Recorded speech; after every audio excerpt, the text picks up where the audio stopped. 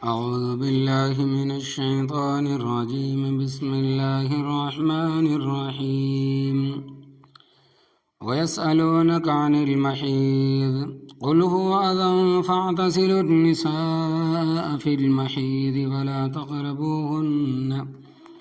ولا تقربوهن حتى يطهرن فإذا تطهرن فأتوهن من حيث أمركم الله إن الله يحب التوابين ويحب المتطهرين. نساؤكم حرث لكم فأتوا حرثكم أنى شئتم وقدموا لأنفسكم واتقوا الله واعلموا أنكم ملاقوه وبشر المؤمنين. ولا تجعلوا الله عرضة لأيمانكم أن تبروا وتتقوا وتصلحوا بين الناس والله سميع عليم. لا يؤاخذكم الله باللغو في أيمانكم ولكن يؤاخذكم بما كسبت قلوبكم والله غفور حليم.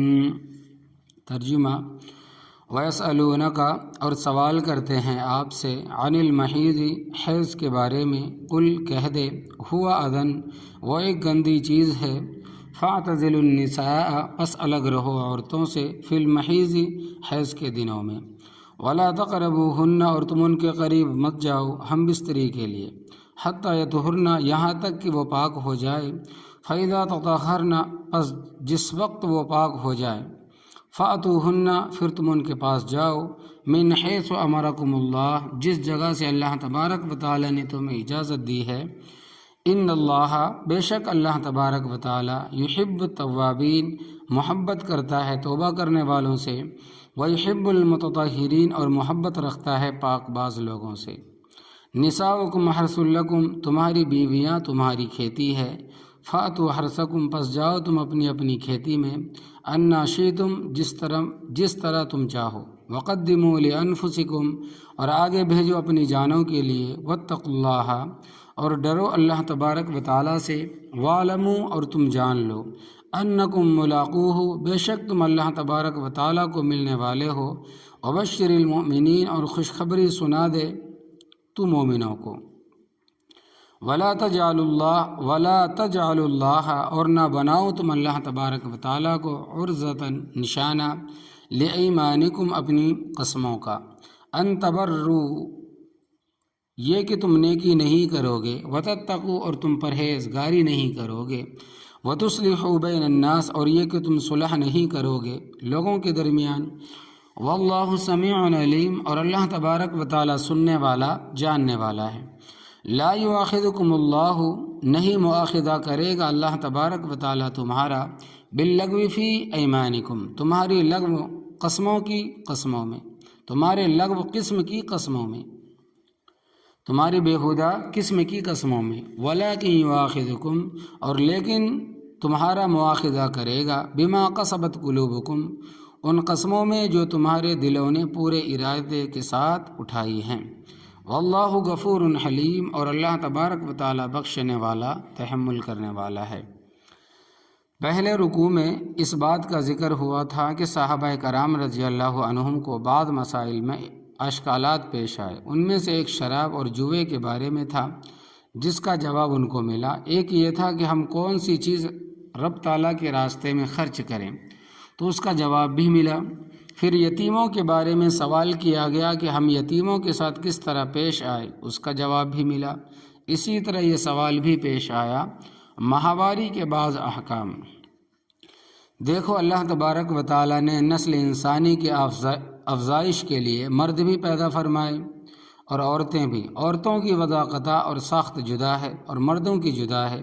وہ بچے جو عورتوں کی پیٹ میں ہوتے ہیں، ان کی خوراک کا انتظام اللہ تبارک و تعالیٰ نے پیدائشی طور پر کر دیا۔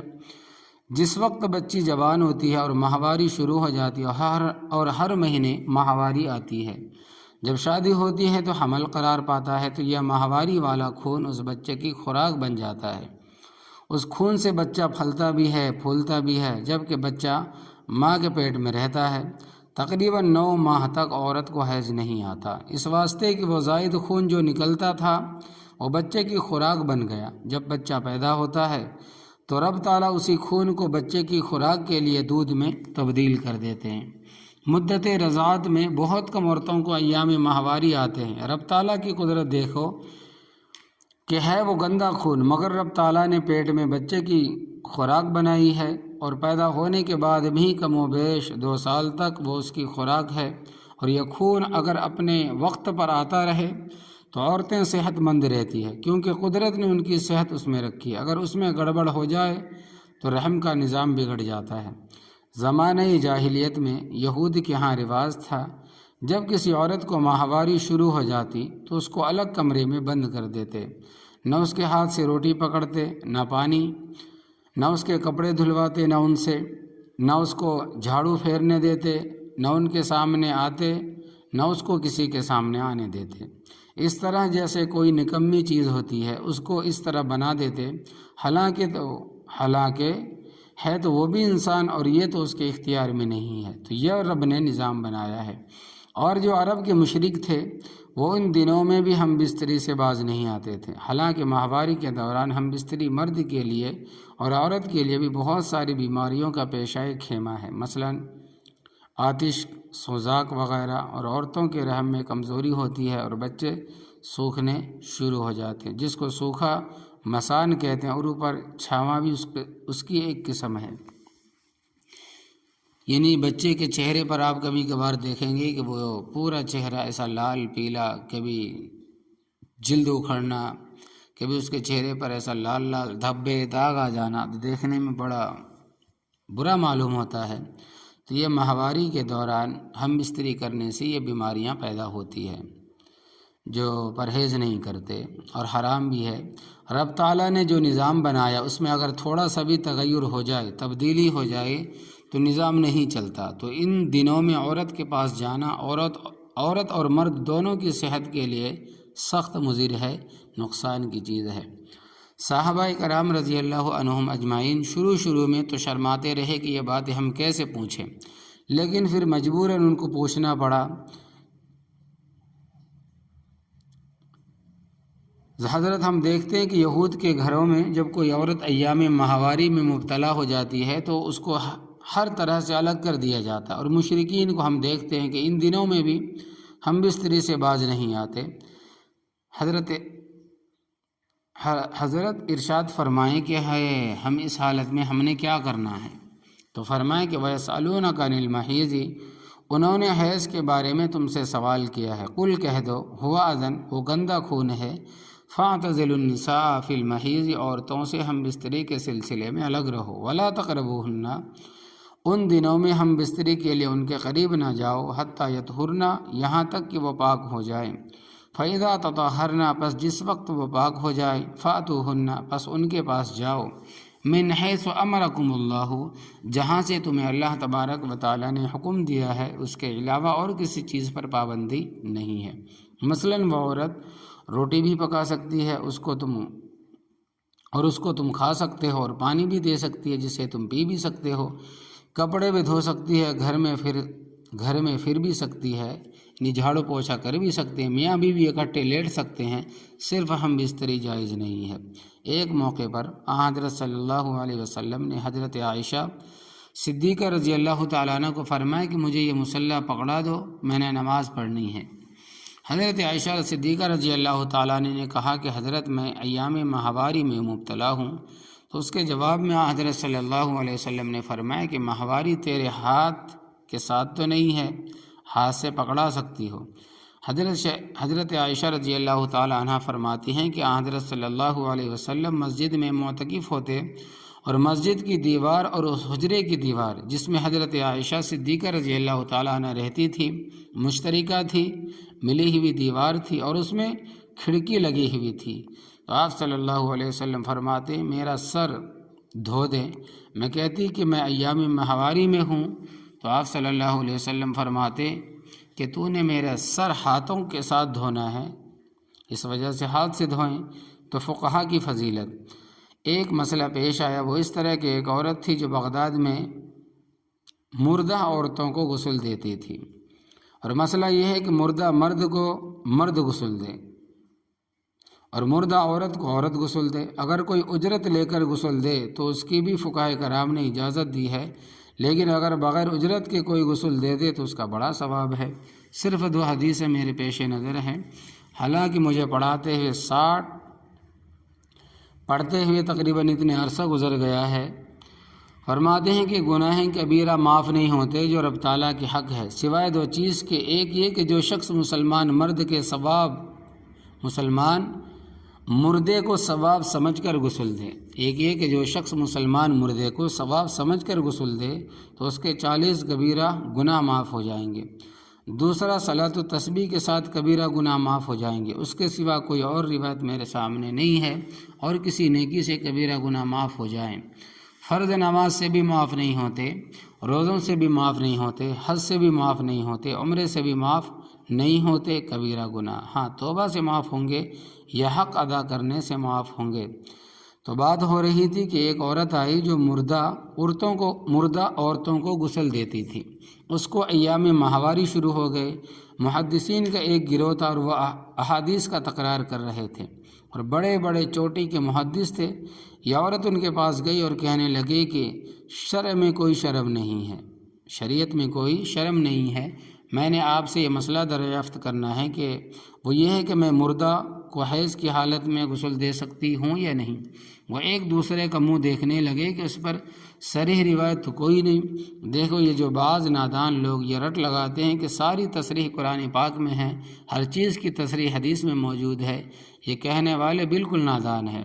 ہاں، اس میں کوئی شک نہیں کہ اصول قرآن میں ہے اور اصول حدیث میں ہے، اصول قرآن میں ہے اور اصول حدیث میں ہے، باقی ساری جزیات اور فروع یعنی تمام مسائل نہ قرآن میں ہے اور نہ حدیث میں۔ ان کی روشنی میں وہ مسائل فقہ اسلامی سے سمجھائیں گے تو وہ بڑے چوٹی کے محدث تھے۔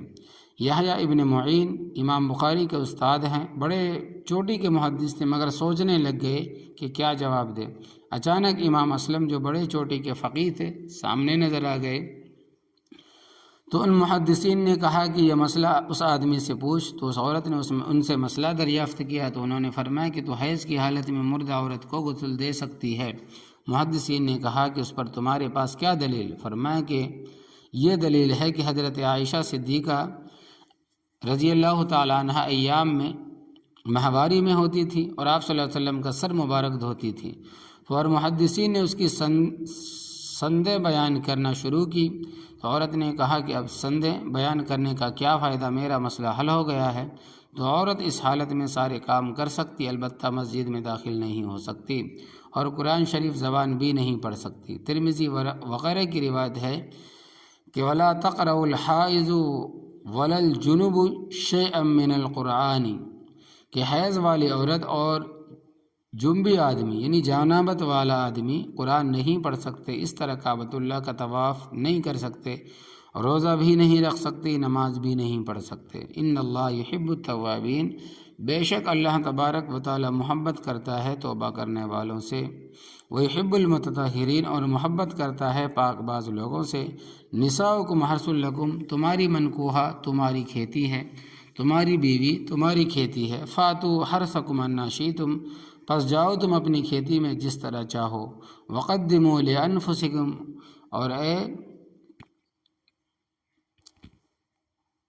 اور بھیجو اپنی جانوں کے لیے، اور آگے بھیجو اپنی جانوں کے لیے، یعنی صرف لذت ہی مقصد نہ ہو بلکہ یہ نیت رکھو کہ اللہ تبارک و تعالیٰ تمہیں کوئی نیک اولاد دے کہ وہ دین کی خادم بنے اور حضرت صلی اللہ علیہ وسلم راضی ہوں، کیونکہ آپ صلی اللہ علیہ وسلم نے فرمایا تزوج الودود الودود فإنی مقاصر بکم الامم یوم القیامہ۔ تزوج الولود الودود فإنی مقاصر بکم الامم یوم القیامت، ایسے خاندان کی عورتوں سے نکاح کرو جن کے ہاں بچے زیادہ پیدا ہوتے ہیں اور محبت کرنے والی ہوں، کیونکہ قیامت والے دن میں اپنی امت کی کثرت پر فخر کروں گا، میری امت زیادہ ہے۔ واتقوا اللہ، اور اللہ تبارک و تعالیٰ سے ڈرتے رہو۔ وعلموا، اور جان لو تم کہ انکم ملاقوہ، بے شک تم اللہ تبارک و تعالیٰ سے ملنے والے ہو۔ آنکھ بند ہونے کے بعد تمہاری رب تعالیٰ سے ملاقات ہونے والی ہے، جو کرو گے سو بھرو گے۔ وبشر المؤمنین، اور ہمارے حکموں کو جو مانتے ہیں ان کو خوشخبری سنا دو، رب تعالیٰ ان سے راضی ہے۔ قسم کے احکام۔ آگے اور مسئلہ ہے، کچھ لوگ ایسے تھے جو قسم اٹھاتے تھے، مثلا کسی سے ناراض ہوئے تو قسم اٹھا لی کہ اللہ تبارک و تعالیٰ کی قسم میں فلاں سے نہیں بولوں گا، میں اس کے گھر نہیں جاؤں گا، میں ان سے کھانا نہیں کھاؤں گا۔ اس طرح کی قسمیں لوگ اس وقت بھی اٹھاتے تھے اور آج کل بھی اٹھاتے ہیں۔ اللہ تبارک و تعالیٰ نے حکم دیا کہ ولا تجعلوا اللہ، اور نہ بناؤ تم اللہ تبارک و تعالیٰ کی ذات کو عرضۃً، حیلہ بہانہ، لایمانکم، اپنی قسموں کا۔ وہ اس طرح کہ رب تعالیٰ کے نام کی قسم اٹھا کر یہ آڑ بناؤ کہ میں رب کی قسم کھا بیٹھا ہوں، لہٰذا اب میں یہ کام نہیں کروں گا۔ اب رہا یہ مسئلہ کہ کس چیز کے بارے میں قسم نہ کھاؤ، تو فرمایا کہ ان تبروا، یہ کہ تم نیکی نہیں کرو گے، وتتقوا، اور یہ کہ تم تقوی اختیار نہیں کرو گے، وتصلحوا بین الناس، اور یہ کہ تم لوگوں کے درمیان صلح نہیں کراؤ گے۔ اب مثال کے طور پر کوئی شخص یہ قسم اٹھاتا ہے، خدا کی قسم میں نماز نہیں پڑھوں گا، خدا کی قسم میں روزہ نہیں رکھوں گا، خدا کی قسم میں مسجد میں نہیں جاؤں گا، اللہ تبارک و تعالیٰ کی قسم میں نیکی نہیں کروں گا، اللہ کی قسم میں اپنے باپ سے نہیں بولوں گا، یہ قسمیں اس کی صحیح نہیں ہیں، ان کو ان قسموں کا کفارہ ادا کرنا پڑے گا، ان قسموں پر اس کا اصرار بالکل جائز نہیں۔ وہ اس طرح بہانہ نہ بنائے کہ میں چونکہ قسم اٹھا بیٹھا ہوں اس واسطے میں مجبور ہوں، معذور ہوں، نیکی سے رکنے کے لیے قسم صحیح نہیں، یہ قسم تو توڑنی پڑے گی اور کفارہ دینا پڑے گا، اور کفارہ کا ذکر یہاں نہیں ہوا، اس کا بیان 7ویں پارے میں آئے گا انشاءاللہ تبارک و تعالی۔ قسم کا کفارہ یہ ہے کہ 10 مسکینوں کو لباس پہنا دے، اور لباس ایسا کہ جس میں نماز جائز ہو، یعنی چادر یا شلوار اور کرتا اور ٹوپی، بس یہ 3 کپڑے کافی ہے۔ یہ 10 مسکینوں کو 2 وقت کا پیٹ بھر کھانا کھلا دے۔ یہاں یہ بات یاد رکھنا کہ ان 10 مسکینوں کے لیے کچھ پابندیاں ہیں۔ نمبر 1، یہ سارے مسلمان ہو، ان میں کوئی کافر نہ ہو۔ ایک تو کھلے کافر ہے، ان کو تو ساری دنیا جانتی ہے۔ دوسرے وہ کافر ہیں جو شریعت کی روح سے تو کافر ہیں مگر وہ اپنے آپ کو کافر نہیں کہتے، جیسے قادیانی کافر ہے، بابی اور بہائی کافر ہے، رافضی کافر ہے، شرک کرنے والے کافر ہے، بڑے فتنے ہیں، اور جو قیامت قریب آئے گی فتنے بڑھیں گے۔ کل ہی فرماتے ہیں کہ میرے پاس ایک رسالہ آیا عربی لغت میں، کسی ملک سے شائع ہوا ہے، معلوم نہیں کہ ان کو میرا نام یعنی کہ یہاں کا کیسے پتہ چل گیا۔ اس میں یہ لکھا ہے کہ دنیا میں جتنے مذہب ہیں ان میں سچا مذہب صرف بہائی ہے۔ مرزا احمد حسین بہا اللہ کا پیغمبر تھا، تم اس کو مانو، معاذ اللہ تعالی، لا حول ولا قوت الا باللہ العلی العظیم۔ یہ بہائی ہندوستان میں بھی موجود ہے اور دلی میں موجود ہے، بڑے بڑے شہروں میں موجود ہے، اور بھوپال میں یہاں تو علماء چیختے چلاتے رہتے ہیں اور باطل فرقوں کی نشاندہی کرتے رہتے ہیں، اس واسطے کہ لوگ کچھ نہ کچھ آگاہ ہیں، اور یہ فرقے بڑے مدہم طریقے سے چلتے ہیں۔ پہلے قطن نہیں بتاتے ہمارا فرقے سے تعلق ہے، پہلے تمہارے دوست بھائی بنیں گے، پھر کچھ عرصے کے بعد تمہاری عقیدہ بگاڑیں گے۔ نمبر 2، دوسری شرط یہ ہے کہ ان مساکین میں سے کوئی سید نہ ہو، کیونکہ قسم کے کفارے کا، عشر کا، زکوٰۃ کا، فطرانے کا، نظر کا، منت کا سید مصرف نہیں ہے۔ سید میں کون کون آتے ہیں؟ حضرت علی رضی اللہ تعالیٰ عنہ کی، حضرت عباس رضی اللہ تعالیٰ عنہ کی، اور حضرت جعفر رضی اللہ تعالیٰ عنہ کی، حضرت عقیل رضی اللہ تعالیٰ عنہ کی اولاد، اور حضرت صلی اللہ علیہ وسلم کے چچا حارث کی اولاد، اگرچہ حارث خود مسلمان نہیں ہوئے مگر اولاد مسلمان تھی۔ ان 5 بزرگ ہستیوں کی اولاد کو شریعت سادات کہتی ہے، اور وہ مساکین صرف نصاب نہ ہو، صاحب نصاب نہ ہو، اور وہ مساکین صاحب نصاب نہ ہو۔ اور یہ بات کئی مرتبہ آپ لوگ سن چکے ہیں کہ جس کے گھر میں ضرورت سے زائد اتنا سامان ہے جس کی قیمت اس وقت 60,000 یا پھر 50,000 بنتی ہے، وہ صاحب نصاب ہے۔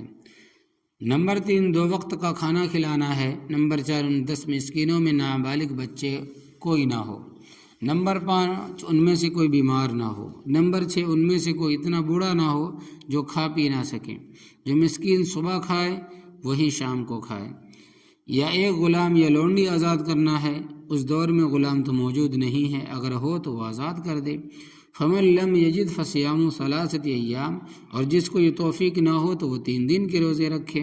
اگر مذکورہ 3 چیزوں میں سے کسی پر قدرت ہے رکھتا تو پھر 3 روزے رکھے۔ واللہ سمیع علیم، اور اللہ تبارک و تعالیٰ سنتا بھی ہے، جانتا بھی ہے۔ قسم کی اقسام: لا یواخذکم اللہ باللغو فی ایمانکم، نہیں مواخذہ فرمائیں گے اللہ تبارک و تعالیٰ تمہاری لغو قسم کی قسموں میں۔ قسمیں 3 قسم کی ہوتی ہے۔ نمبر 1، یہ بے ساختہ غیر اختیاری طور پر زبان سے نکل جائے تو ایسی قسم کا نہ گناہ ہو نہ کفارہ ہے، اس کو یمین لغو کہتے ہیں۔ اسی طرح گزشتہ کسی چیز پر قسم اٹھائی اور قسم اٹھاتے وقت اپنے آپ کو سچا سمجھ رہا ہے، مثلاً کسی کام کے بارے میں قسم اٹھاتا ہے کہ وہ کام میں نے نہیں کیا، حالانکہ وہ کام کیا ہوتا ہے مگر اس وقت بھول گیا، اس کو بھی یمین لغو کہتے ہیں۔ دوسری یمین غموس ہے، وہ یہ کہ گزشتہ کسی چیز کے بارے میں دیدہ دانستہ جان بوجھ کر قسم اٹھاتا ہے کہ میں نے وہ کام نہیں کیا، حالانکہ کر چکا ہے، تو اس میں کفارہ نہیں ہے، مگر قسم اٹھانے والا گناہ گار ہوتا ہے، آخرت میں قابل مواخذہ ہے، کیونکہ وہ جان بوجھ کر قسم کھا رہا ہے۔ تیسری قسم ہے منعقدہ، وہ یہ ہے کہ کوئی شخص آنے والے زمانے کے لیے قسم اٹھاتا ہے کہ میں فلاں کام کروں گا یا فلاں کام نہیں کروں گا، پھر اس کو خلاف کرتا ہے تو اس پر کفارہ آئے گا، جیسا کہ پہلے بیان ہوا ہے۔